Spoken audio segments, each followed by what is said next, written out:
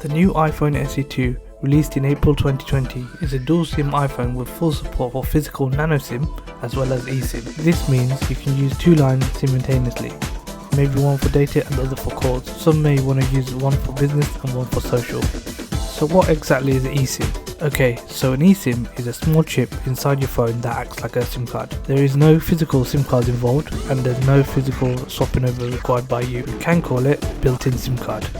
To get your eSIM up and running, you simply contact your network provider and ask them to activate the eSIM. They will either send you a QR code in the mail or send you an email link.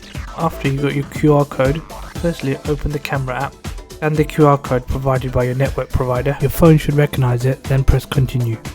Follow the on-screen instructions provided. It's pretty straightforward.